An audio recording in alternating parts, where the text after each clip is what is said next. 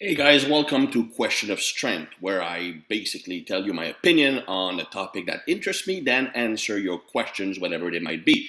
So any question goes, whether they are training related, supplement related, nutrition related, anything goes. So you only have to type them in the chat menu in your stream right now.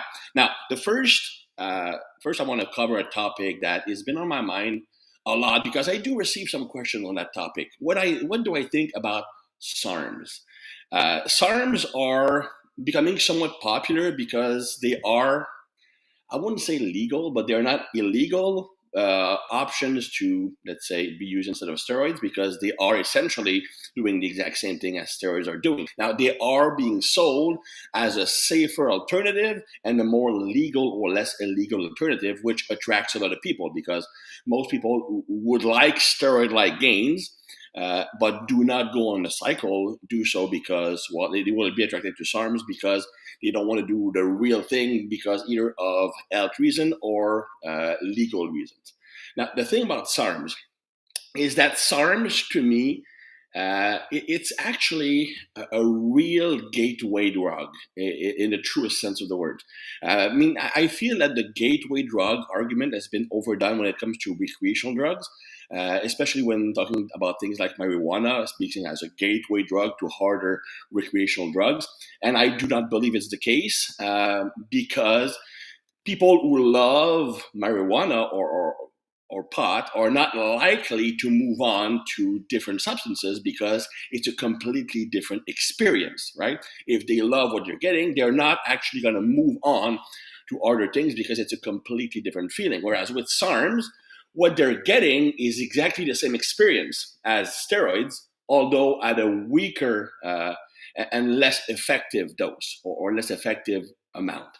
So my biggest problem with SARMs is that people will start them and they have these huge expectations, right? And what actually happens is they do not get the results they're expecting because it's actually a pretty weak product, at least at the dosages that are being recommended. Now, if you increase the dosages to get steroid-like effect, the problem is that it actually becomes just as bad as steroids are on health and other potential side effects like lipid profile, blood pressure, stuff like that.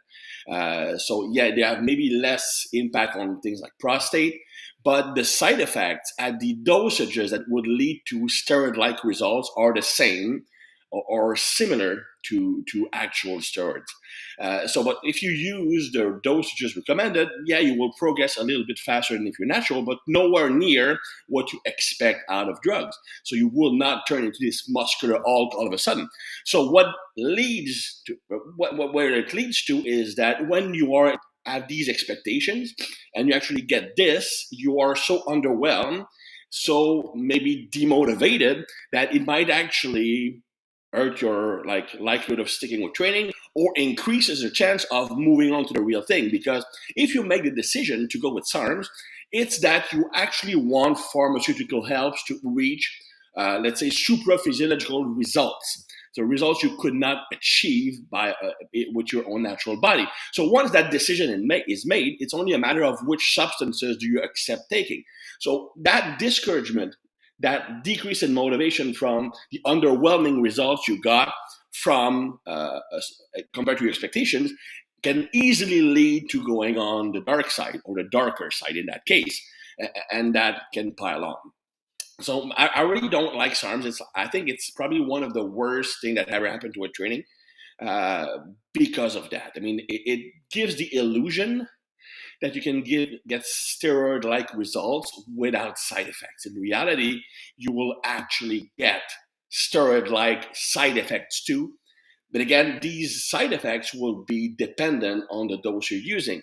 So if you're using a milder dose of SARMs, which is what normally is recommended, sure, you get less side effect, but you also get a lot less benefits. If you want the same type of benefits as true steroids are giving you, you will have the same level of side effect in many regards.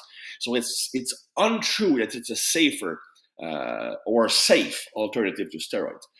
So that's my opinion on that. Now, with that being said, let's get to the bulk of this this podcast. Your questions. Already have quite a few on tap here in the live.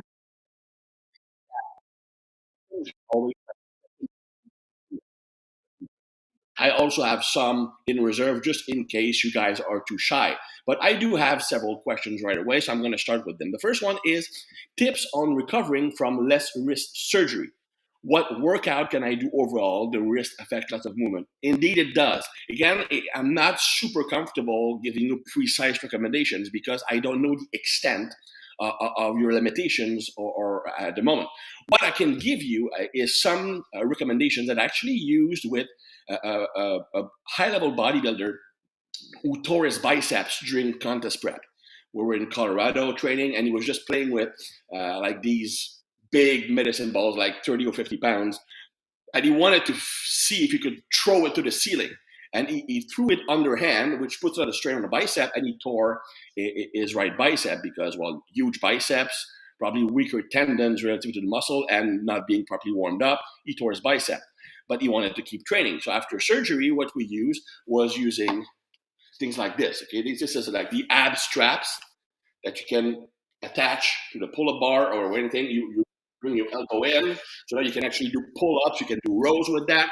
That would be an option for all your pulling movements. You can also use a wrist strap with rings on it. You can simply go on Amazon and just look for double D ring ankle cuff or wrist belt for cable machine. I mean, I found that in like literally 2 seconds. It's like a little mini belt you can attach to your wrist, and it has two rings so you can attach the cable attachment. So you go in the pulley station, you can attach the cable here. So that allows you to do pressing movement without holding the weight. You could do rear delts, you could do lateral raises, you can even do curls. Actually, you know what? Doing curls with those attachments might actually be better than holding the bar with your hands, because when you grab the curl with your hands, it creates tension in your forearm. And that will make the forearm take over more of the movement and decreases the activation of the biceps. So if you have that wrist attachment here, you can actually put it lower if it's too much strain here. And doing your curls like that, you can keep that completely relaxed. So it puts a lot more strain on the biceps. So that would actually be a pretty good movement. You can do tricep extension with it. You can even do like cable lunges with it. So any exercise where you need to hold weights in your hand can actually be done with those attachments. I mean, Amazon can deliver within 2 or 3 days. So that would be my personal recommendation and my go-to. So you can basically, using a cable, you can do cable flies, you can lie down or sit down and do cable presses. You can do a superset of presses and fly, or fly and presses. You can do curls, tricep extension, rear delts, lateral raises. And for legs, you might be able to still do squats, or if not squats, then do Zercher squats. Zercher squats, holding the bar in the crook of your elbows, wrist, absolutely no stress. It's actually a very good exercise for the core. So in fact, if you do, let's say, a 6 or 8 weeks block of Zercher squat or Frankenstein squat, which is a front squat without holding the weight. It's put it on shoulder here. These two exercises will allow you to do squats without holding onto the bar. And they are both extremely core dominant, meaning that once you get back to regular squatting, it will really clean up your form. So you're going to be a lot stronger when you get back to regular squatting. So these would be my recommendation. You can do a pretty good whole body workout with that without any issues. But that's a very fair and good question. All right. Poor eyesight. Let me look at the questions. What's the best way to improve body control and movement in space for soccer? I'm currently a bodybuilder and want to start transferring my strength. Honestly, that's somewhat of a complex question, especially if you come from bodybuilding. Now, the first thing you need to understand is that, yeah, movement control is important, but then where are you starting from? Do you have any experience playing soccer or playing sports in general, or are you just starting out? Because that's going to be requiring a completely different set of strategies. Because if you have zero skill in all the movements or all the tasks involved in soccer, you need to acquire those tasks before like trying to play a game. So it could be dribbling, could be shooting, passing. So you actually would need specific drills for that. Now, the other issue might be conditioning related. Bodybuilders, if you have not trained your aerobic and aerobic capacity and anaerobic, aerobic aerobic power and anaerobic capacity. So very fairly intense effort for, let's say, 3 to 15 minutes. Then you're going to have a hard time transferring physical capacity to a soccer game. Even if you do manage to transfer your capacity to the skills of moving on the field, the moment your conditioning goes out, so you are like, let's say you're breathing hard, the fact is that less oxygen makes it to the motor cortex and you lose technical efficiency. The best example is during CrossFit WODs, for example. I've worked with tons of CrossFit athletes, and for the most part, contrary to what most people believe, they are extremely good technicians on movements like the Olympic lifts, like deadlifts, like muscle ups and stuff. They are the highest quality ones are movement experts. They are very efficient. I mean, several of them that I've trained would have a technique in Olympic weightlifting that would be equal to national level competitors.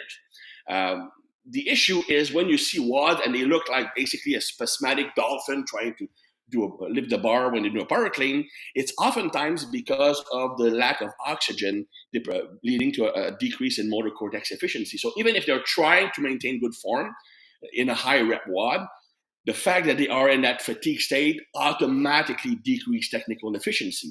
And that's something that's also going to happen when you're playing a sport. The moment you're gassing out, you're just cutting corners, your technical efficiency goes down, and you cannot transfer your physical capacity because they also go down. So what actually happens, again, less oxygen to the motor cortex, but also central fatigue. Now, central fatigue is the drive from the nervous system or the motor cortex to the muscles to activate those muscles and make them produce force or speed or whatever. This signal decreases, becomes weaker and weaker. That's central fatigue. Okay. So the weaker signal makes it a lot harder to recruit the fast twitch fibers, which lead to a decrease in performance in any activity requiring quick contraction. Could be like shooting a ball, could be sprinting, could be changing of direction. Anything that requires twitchy strength will be made a lot less efficient when you have central fatigue. And what does cause central fatigue? It's mostly signals from the various parts of your body involved in the action. Could be muscles, could be tendons, could be even the skin to some extent. So those signal, which is called afferent signal, makes it from the muscle, tendon, whatever, fascia, to the nervous system, giving information about how hard what you're doing is. So the more of these signals you get, the more you're telling your brain, dude, it's freaking uncomfortable, it's hard, that must be dangerous for my well-being. And in the interest of protecting yourself against self-harm, you decrease your capacity to do these actions. Okay. So the main signals that will create central fatigue are discomfort, it's the feeling of effort, and it's pain. So it could be discomfort from if you're gassing out. That sends you the signal that you are uncomfortable, that it really is hard for your body, that will create central condition. In fact, there's nothing that creates more central fatigue than hard conditioning. So the first thing, it's one thing to manage to transfer your skill. Maintaining those skill in that state of physical distress is another thing. So you need to work on your conditioning. In fact, I would argue that working on your conditioning would be more important than working on movement control if you want to go from bodybuilding to soccer or any other sport like basketball, for example. I would argue 100%, especially in soccer, if you have conditioning, resilient conditioning, and you don't break down and you are fairly fast and you can hold your own on the pitch, okay, because you're not always dribbling with the ball. And from that point on, it's only a matter of practicing the skills, because it's one thing to be able to move properly without a ball, but doing the same thing with a ball, it's completely different. So what you should be doing is first practice those skills that are required. So dribbling the ball, changing direction, passing, shooting, faking, stuff like that, and do that in a low stress environment. So you isolate that skill just to maintain, to maximize that skills while also working in conditioning on the side. Now, as you are entering a more complex phase, now you can include more game-specific drills. As far as your training is concerned, what I would recommend is switching a lot of your weight training to the, I want to say, power and the spectrum. I really like complexes to do this. For example, because if you've been training hard, I'm pretty sure you don't want to lose your muscle. And I'm pretty sure you don't want to lose your strength, and with strength will be useful in competing. So what you could be doing are complexes. For example, complexes are in bodybuilding jargon like a superset, but with a rest period between the two stations. Now, for example, for lower body, you could combine a squat with a plyometric exercise. So it could be a jump, could be a vertical jump, a broad jump, a box jump, could be a loaded jump, could be any form of explosive jumping activity. And then you can even add a third layer, which could be an actual sports skill using the same muscles as you use. So for lower body, for example, you could do, let's say, a squat, then you rest for 2 minutes, then you do a set of uh, loaded jump squats or just vertical jumps as hard as high as you can, rest 2 minutes, and then you're gonna, let's say, shoot 10 balls. So you hit, so you're shooting as hard as you can, 3 to 5 times. So that would be your set, and you would do that like 3 sets of that. So let's say 3 to 5 reps on squats, then 2 minutes rest, then 3 to 5 jumps, maximum intensity, then 2 minutes rest, and then 3 to 5 shoots. For example, for upper body, you could use, let's say, a overhead press for strength, then a medicine ball throw overhead, or even using the soccer inbound touch. And then you can do the same thing with an actual soccer ball. So basically, you're combining a strength movement, a power exercise, then a sports skill. And you do like that for maybe 3 times. You can go on T Nation and look for my program called 6 Weeks to Superhero. It's built on complexes. While those are not sports specific, it can give you some ideas. And the way it's set up, it actually is also a conditioning program. Certainly, the weight training, you want to focus on using more whole body movement, just to learn to use your body as one tool, and gradually including more high speed movements while you are on the side practicing your skills and working on conditioning, which should not be neglected. Hopefully, that is somewhat helpful. All right. Following your advice on supplementing with pink salt while cutting down, I didn't specifically mention pink salt. I'm going to get back to that in a second. Let's just read the rest of your question. Uh, while cutting down, and it works, but to give you more detail on how much and when would be best, currently taking 200 milligrams pre-workout. Yeah, okay. So what I mentioned, you're probably referring to a live Q&A I did on my Instagram a while ago, because I remember having that question, or it might be something I wrote in a T Nation article. The reason for taking salt, and pink salt is nothing magical. It has normally more, let's say, electrolytes or micronutrients, but it's really insignificant. So if you cannot source pink salt, or you don't want to expend the money, just regular table salt will actually be fine. But what the point is, taking in salt, or even more and even better, electrolytes. So it could be sodium, should be potassium, a little bit of magnesium, some calcium in there. But mostly salt is what responsible for cellular volumization. It increases fullness. So when you're dieting down, one of the biggest, sorry for the big word, the bad word, mindfuck, is feeding yourself getting smaller and smaller. And when you're training, it's hard to get a pump, and mind muscle connection goes down. And people assume that it's because when you're dieting down, your carbohydrates go down, so you're storing less muscle glycogen. And that is certainly one part of the equation. But in reality, like the lack of a pump, the decrease in vascularity, it's often a lack of sodium, because when you're dieting down, you probably are making different food choices, and sodium intake becomes actually lower uh, than when you were in regular lifestyle. So that makes you flush more water. It also decreases vascularity and all that kind of stuff. So taking in sodium salt will actually make you feel fuller, more vascular in your workout. In fact, I remember talking with Tim Patterson, Biotest, and he told me that like the way that many of these pre-workout supplements trick people into buying their product is just they put a boatload of sodium in there, because it will give you a bigger pump than any vasodilator you can find. Okay, but that's obviously not what we're doing at Biotest, because we're actually using a pretty savvy combination of sodium, potassium, magnesium, calcium to maximize results. But just putting a tons of sodium in there will actually give you a pump. So when you're dieting down to keep fuller, increasing sodium intake should be recommended. Now, I do not have a specific amount recommended. The only advice I give to people is to make sure that you are taking some sodium before your workout, and you probably need to experiment with the best dosage for you. 200 to 500 milligrams would be fine. But also, I would recommend salting your food more in most of your meals. You need to keep sodium high. Now, people will argue, well, isn't like taking in sodium hard on uh, blood pressure? Only if you're sodium sensitive. And from what I've been reading recently, what makes someone sodium sensitive, meaning that the sodium actually leads to an increase in blood pressure, is insulin sensitivity or insulin resistance.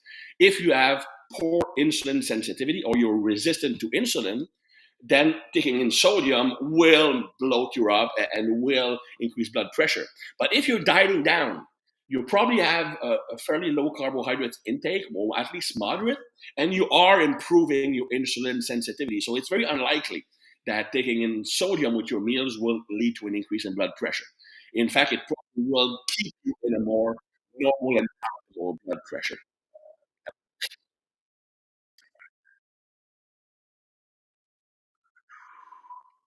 Any chance to elaborate on pink salt supplementation? Okay, I just addressed that. You have stated that hypertrophy is useless for. Hmm? I haven't stated that. I'm going to read that anyway. I'm going to get back. You have stated that hypertrophy is useless for fat loss unless it's high volume. I want to lose overall mass. Should I just cardio and conditioning for 2 or 3 months? So when you say lose mass, do you want to say I just want to weigh less, or do you specifically want to lose fat while at least maintaining your muscle? And I never said that hypertrophy training it is doesn't do anything for fat loss. That's what I'm saying. What I said is that it's you should not plan your lifting workouts to increase fat loss. So you should not use it as your primary fat loss tool. But it still has effect on fat loss. It does have significant effect on fat loss. I just was using that to say that when you're dieting down and your goal is to lose fat and maintain a muscular physique, then doing a lot of volume in the gym, volume in the gym, volume in the gym, just to burn more calories is a recipe for disaster because you put yourself in a state where you are less capable of recovering from hard training because you have less nutrients, you are more fatigued, either because of let's just the fact that you are in a deficit or because you're doing more cardio. So doing a boatload of volume would create more muscle damage and increase the need for recovery while you are not capable of recovering as well from lifting. That's why I said that when you are trying to lose fat, you should not increase lifting volume as a tool to lose fat. That having been said, lifting is an important part and will have a significant impact on body composition and even first, because there is a caloric expenditure from lifting. You are burning calories, you are using fuel. Second, by using mostly muscle glycogen for fuel when you're lifting, you're creating room in those muscles to store glycogen. Why is that important?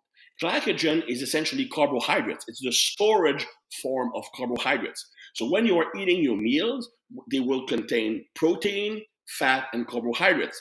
So if you have more room in your muscles, you are more likely to store those carbohydrates that you eat, that you hate, in your muscle rather than in fat. In fact, you only start storing the carbohydrates you're eating as fat when your reserves, your glycogen reserves are full. So when your muscles are full, your liver is full of glycogen, then any carbohydrates you will ingest will be stored as body fat.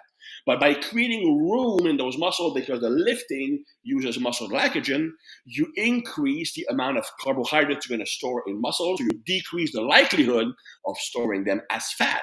So that's one thing. Another thing is the more muscle you have, the more energy you burn even at rest. So if you lose muscle when you're dieting down, which will happen if you don't lift when you're dieting down. I mean, there are tons of study on that. People who don't train or don't lift weight when they are cutting calories to lose fat, they lose as much as 50% of the weight they're losing in the form of lean body mass, which would be water and muscle mostly. Uh, so if you're losing almost the same amount of muscle as you lose fat, you just basically become a smaller version of yourself. Say you weigh less, but you don't look any better. Okay. Second, the muscles you have is your engine. The bigger the engine, the more fuel you burn even at rest. So by maintaining your muscle mass, you keep metabolism high. So it makes it easier to lose fat. Whereas if I'm losing muscle because I'm not lifting weights, it becomes increasingly harder as your diet progresses to keep losing fat for two reasons. First, when you are losing muscle, if you're dieting down, let's say you're dieting down and you lose, let's say 5, 10 pounds of muscle, you might burn directly like 100 calories less per day, which doesn't sound like much, but it's not insignificant. But so you by decreasing the size of the engine, you are maybe increasing the amount of so if you lose, let's say 5 to 10 pounds, you're going to burn 125 to 250 calories less per day, which is not insignificant. Okay, and also the fact that you weighing less as you're losing weight during your diet, either fat or muscle. The fact is your body weighs less. So everything you do in your everyday activities, like walking around, whatever, it requires less and less fuel. Okay, if you're driving a car, okay, if you have a big old pickup, it will burn a lot more fuel than a compact car. The way of the if you have a pickup truck and you attach a cargo behind, it burns even more fuel. The point is that the heavier weight you have to carry, the more energy you need to fuel that carriage. So it's the same thing with your body. If I'm losing weight, muscle or fat, my body weighs less, so I'm using less energy to walk and do my daily activities. So that makes it harder to keep losing fat as I'm progressing. So that's why lifting weights, for many reasons, should be part of a fat loss experiment. Absolutely. All right. Testosterone nation opinion on peptide for accelerated healing on performance enhancement. Okay, I cannot give you testosterone's opinion or testosterone nation opinion. I can give you my opinion.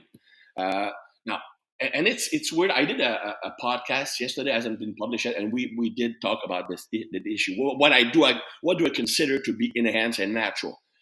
To me, being enhanced is when, from a performance or muscle building perspective, you are getting outside of the natural realm. Anyway, that's just my personal definition. But let's get back to your question. So peptides for regeneration, recovery, repair, and performance. I personally, and from that, personally, I mean me, really like BPC 157 and either Thymosin 4, Beta 4, or TB 500, which is the same thing, because I've used them myself to basically heal my kidneys. I had kidney damage. I used a protocol of a pretty high dose of BPC 157 as well as TB 500, and my kidney stress marker are essentially back to normal. And that was a huge thing for me because there was damage there. Okay? The doctors were actually kind of shocked. And from a muscle recovery perspective, I once tore my quad, partial tear. The physical therapist said that it would take like 6 weeks before I could like do sports, and probably 8 weeks before I could start squatting again with BPC 100, BPC 157. I was back to squatting within a week. Okay? I know that Chris Duffin, when he was training he was doing 800-pound deadlifts for 30 days straight. Like he pulled a hamstring on day 16 by using BPC 157. He could get back to deadlifting 800 within 2 days. So personally, I mean, I don't see that in the same category as anabolic steroids. I see it more as medication. Sadly, it's not yet medically approved, so you kind of have to go to the gray market. And because it's being sold in the same sources that sell SARMs and steroids, it's put in the same category. But healing peptides are actually something that will just make your life better if you use properly. Now, as far as the other peptides are concerned, like those that will increase growth hormone production, stuff like that, they might actually be considered, I want to say, like enhanced training. So I wouldn't go as far as recommending them. If there was one source you want to learn more, okay, because I'm not an expert on peptides, I know about BPC and TB500 because I use them myself extensively for several things. I will give you two sources. The first one, both of my are my good friends. The first one is Anthony Castore. So you go on Instagram and say Castore. He's actually coming out with a peptide online course or certification. He has done extensive work on that topic. He's extremely knowledgeable, so I would definitely recommend learning from him. And the other one would be my good friend Alex Kickel, so Kikel. If you go on his Vimo account, there's a lot of stuff about peptides in there. So I would say that these guys are a lot better than I am answering question on that specific topic. Hi, coach. Hi. Does collagen count as protein intake? Is collagen mainly for soft tissue like tendon? First, I'm not 100% convinced that ingesting collagen protein or will actually directly lead to uh, putting more collagen in those tendons, okay, and recovery. I'm not 100% convinced by that because it's essentially a very crude, simple protein that will be digested just like any protein, and it will be broken down into individual amino acids. So the collagen itself doesn't stay in your body and makes it to the muscles or the tendons. It is broken down into its simplest elements. So in that regard, yeah, I would actually count that as protein because even though it's not a complete protein, once it's digested, it just increases the overall pool of amino acids, just like any other protein source would. So I would still count that as protein. But again, don't forget that personally, and that's me, okay? When I'm planning a diet, I factor in protein calories separately than energetic calories. Why? Because protein is extremely unlikely to be stored as body fat. It actually is a very complex process. Second, protein, except for some extreme cases, is very rarely used as a significant source of fuel. Yes, it can be turned into glycogen, be used for fuel in very, very low carbohydrates diet in the initial weeks until your body gets more efficient at producing ketone bodies. But the reality is that except for extreme endurance events, protein rarely makes up a significant portion of your energy expenditure. So if you're so if, for example, you're ingesting 3,000 calories total and 2,000 calories comes from protein, you will actually lack energy compared to that if you are at only like, let's say, 500 calories from protein. So I actually count that separately. What I'm looking at is mostly when I'm dieting down or even just designing a diet, I'm looking at calories from carbohydrates and fat. These are the calories that are more readily used for fuel. So I count that separately. So in that sense, taking collagen, protein, or amino acids for that regard, even if they are technically proteins and technically have a caloric value, doesn't really matter because even if it would have, let's say, 40 calories, since to me protein calories don't matter that much, then and it's not a big issue. So, for example, if my wife is dieting down, and we often make those like protein crepes or pancakes, which are essentially only egg white and metabolic derived protein, and maybe some sucralose in there. And so that, like, let's say a pancake will give her like 30 grams of protein, 35 grams of protein, and like 1 or 2 grams of fat. That's it.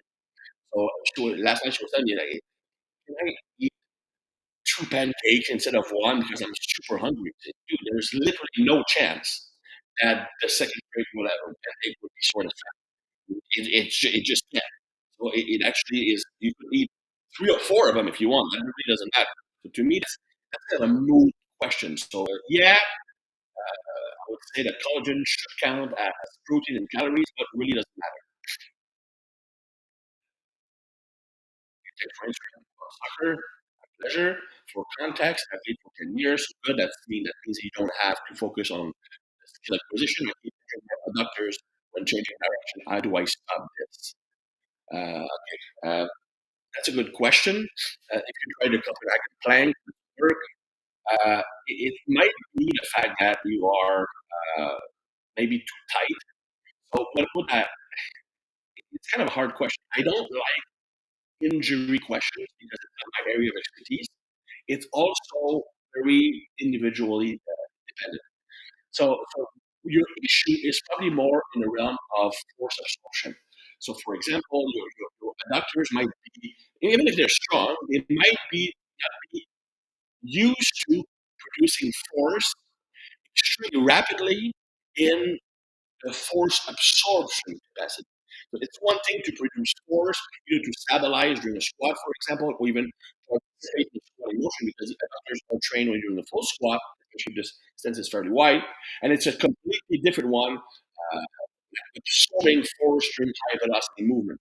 So you actually need to train deceleration. You need to train force absorption.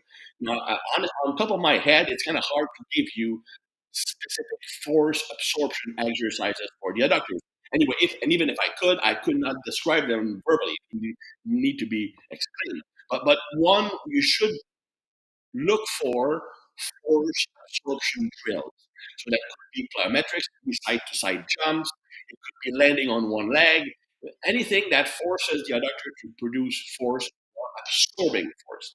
It could be like, uh, for example, it could be like just hitting a medicine ball, the leg that tends to be injured. Imagine you kind of like do a side pass that towards the adductors, the ball will create a need for force absorption. So you're not actually trying to kick the medicine ball. You take like a 20-pound medicine ball and just like gradually kick it with the inside of your foot just to work the adductor force absorption capacity. You can even do that in the more squatted, but like you wider stance to stretch the adductor. You start with very, very gentle kicks, very, very gentle kicks. And as you get better, you can increase the intensity of the kicks. So that will train the adductors to contract forcefully and rapidly to absorb shocks of force. That would be my recommendation. Where can I find the recipe for those pancakes? There's really no recipe. I just put scoops of metabolic carb protein.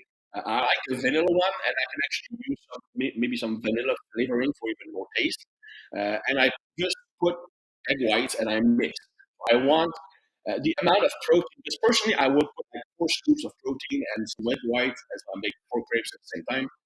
And I just put enough egg whites so that it actually becomes uh, like somewhat consistent. You don't want to be completely liquid because it's very hard.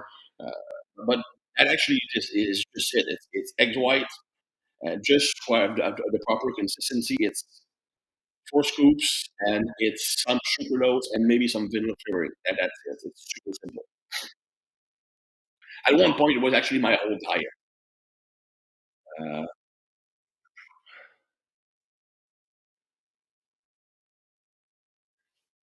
uh, I took a neurotype course.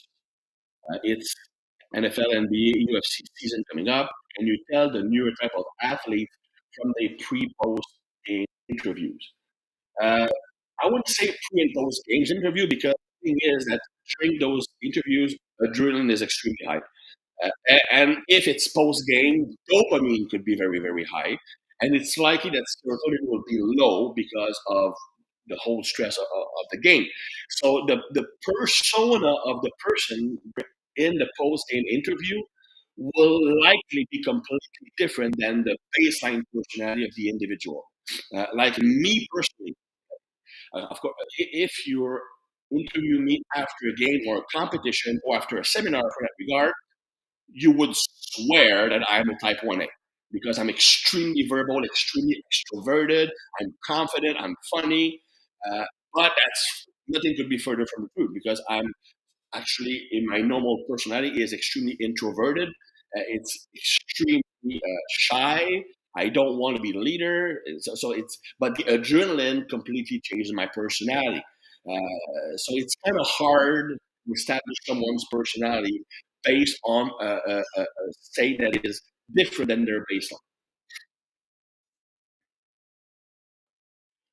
What's the ideal rep tempo, and how do you know that slow eccentric reps with a 2 to 5 seconds tempo don't cause more muscle growth? Well, 2 seconds, I would argue, well, okay, first, using seconds to determine tempo might not be the best way to talk about this because speed is completely dependent on the exercise. Sorry, duration is completely dependent on the exercise you're doing.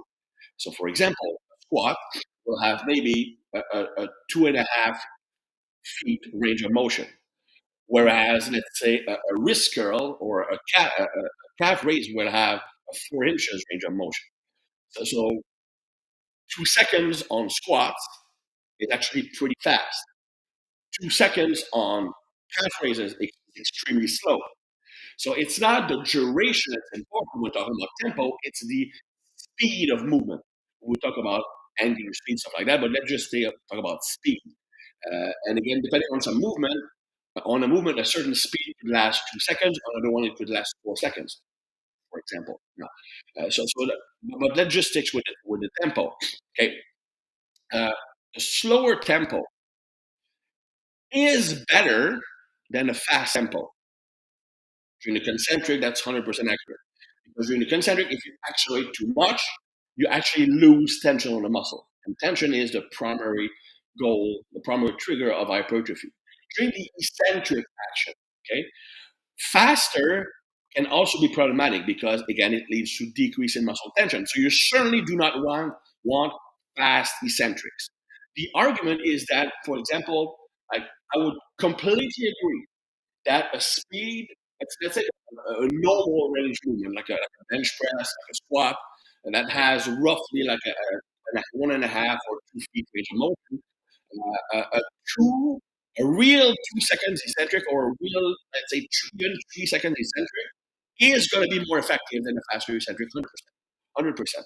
Because at that speed, you are producing a lot more tension in those muscle fibers, and it's not yet so slow that it makes the concentric harder by creating more fatigue. Okay, the main issue becomes when, for example, you are using a very very slow movement that might decrease the capacity to use load.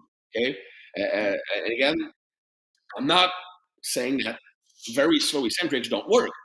I use them extensively in the training of athletes because there is value in eccentrics of 5, 6, even 8 seconds, and I do them with athletes roughly 30% of the time of the training volume.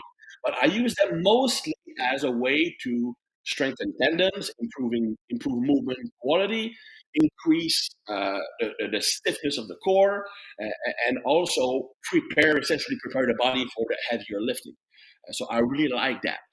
But as far as muscle growth is concerned, I don't see any extreme benefit from using a very, very, very slow tempo. Okay, I don't think it's less effective because I mean, if you go to failure, you go to failure. If you do, let's say, 5 or 8 reps to failure, you're gonna get maximum hypertrophy from that set, regardless of how you did your reps. Especially if you can keep tension on the muscle fibers. But to me, it's just not worth it from a recovery perspective because emphasizing the eccentric creates more central fatigue, creates also more potential muscle damage, which would delay recovery and further create central fatigue. So certainly you want a slow enough eccentric to keep tension on the muscle. And again, the goal is not to increase time under tension. The goal is to keep tension on that muscle. So you want to go as slow as you can while maintaining tension. Some people can actually do a pretty fast eccentric and keep the muscle fully under tension. Some people will need a slower tempo. So I think that the ideal tempo is somewhat individualized, but it's slower than faster, okay, during the eccentric. I mean, but not to the point of like trying to really go slow. Okay, because to me that's just wasted effort for the exact same result.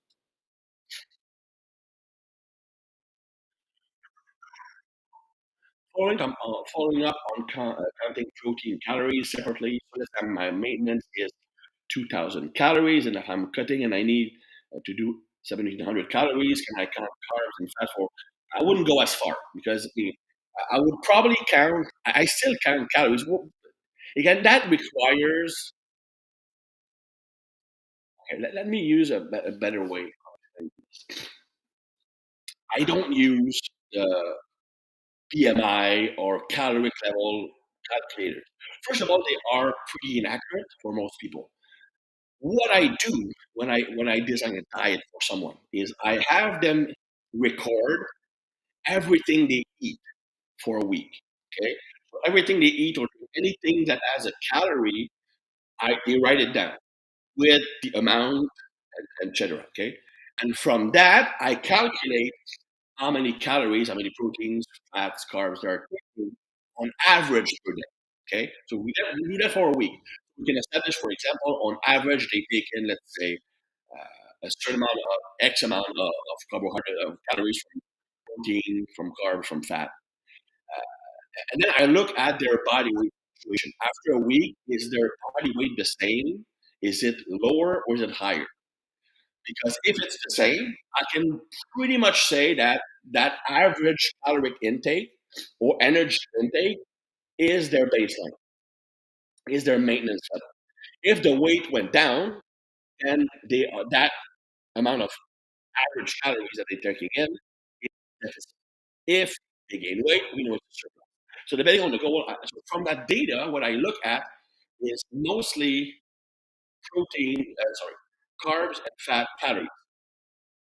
So I calculate calories from protein, from carb, from fat, and I look at the calories from protein and fat. So let's say that over the course of the week, their average carbs plus fat calories was 1,600, and they did not gain weight. They did not lose weight.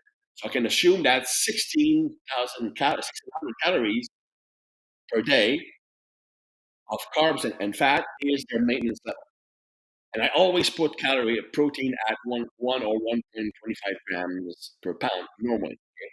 But I would actually build a diet mostly so that the protein, that the carbs and fat are is depending on so if they want to lose fat instead of like the 1,600 that is their maintenance, you might go 1,200 total calories from fat and carbs. See what I mean?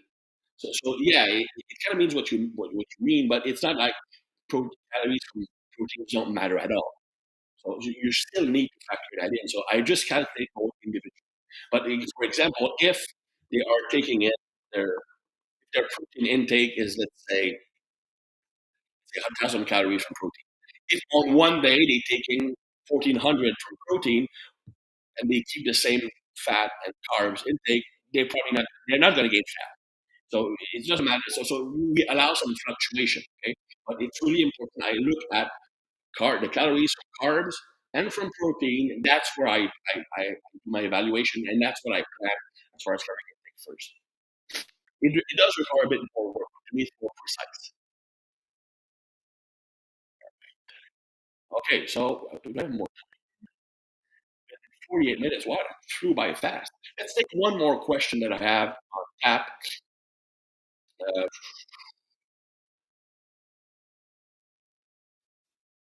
what's the best training split if you are training 5 days a week? Push pull legs or pro split?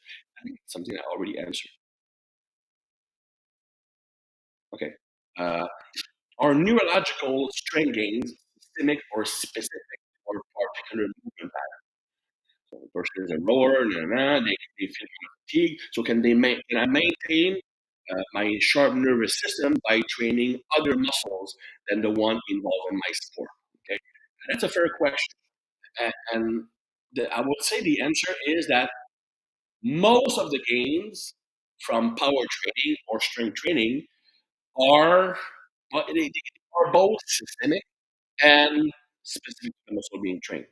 What is the ratio? I don't know exactly, but certainly, for example, if I train my legs for power, I will have some improvement in upper body muscles power, but not on a one-to-one ratio. Okay, the reason is that any movement that trains depends on the nervous system. Is demanding on the nervous system. Strength work, like explosive work, it will improve the capacity of the nervous system as a whole to send a strong drive. Now, where you send that drive is the story, but just having a capacity to send a stronger drive automatically give you some power improvement on pretty much all exercises you can be doing. So it basically means that even a non-specific exercise can have specific transfer to your sports skills, for example. But there are also some site-specific improvement, mostly in the form of an improvement in synaptic capacity. So the synapses, basically where the signal from the nervous system enters the muscle, which is called the neuromuscular junction, it can either become more sensitive to the drive, meaning that the muscle responds more strongly to the drive, so you can actually gain more power from the same impulse, or the same power with a weaker impulse. But also, you can actually, over time, increase the number of synapses on the muscle being trained itself, making it even more responsive to the central drive. So, yeah, any power exercise will increase the strength of the central nervous system. But if you do the power work for the muscles themselves, or the muscles you want to improve, these muscles will have a larger improvement, better synaptic facilitation, or an increase in synaptic ending. So yeah, you can maintain some of the power without training a muscle group, specifically power, but it will not be on a one-to-one ratio. For maximum results, you do still need to train the specific muscle for power. Hopefully that helps. Lots of good questions today. I'm really happy when I have this amount of questions in the live section, so that basically allows me to do. Sorry, I have one more question. I have to postpone my conclusion, which is not a bad thing because I actually hate doing conclusions. Um, so what would you consider low carbs? I'm currently at 260 grams per day, and I have no idea what what low is. I'm in type 1B, gym 5 days a week, eating maintenance, calories, 1B need low carbs. I don't see you need low carbs. Okay, they can have more low carbs better than others, so they can handle low carbs dieting better than most. I'm not saying they need lower carbs. Now, 260 grams is, I would say, average. That's not low. Low is, to me, between, let's say, 150 grams to 100 grams per day. Uh, Below 100 grams is very low carb dieting. Let's say, typically, people say that like, very low carb dieting starts at around 50 grams per day. I can, if you're very active, like you seem to be, 100 grams would be very low carbs to me. 150 would be low. 200, like 200, 260, that would be guys. Thank you for tuning in. I'm super bad at conclusion, but I'm actually accepting that and I'm living with it. So you have to live with it too. Hopefully, the introduction and the questions was a lot better than the conclusion. So I hope to see you next week because this is going to be a weekly thing every Thursday at 11 Eastern time. You can be here and ask any questions you want. So thank you for making this an interesting part of my day and hope to see you soon.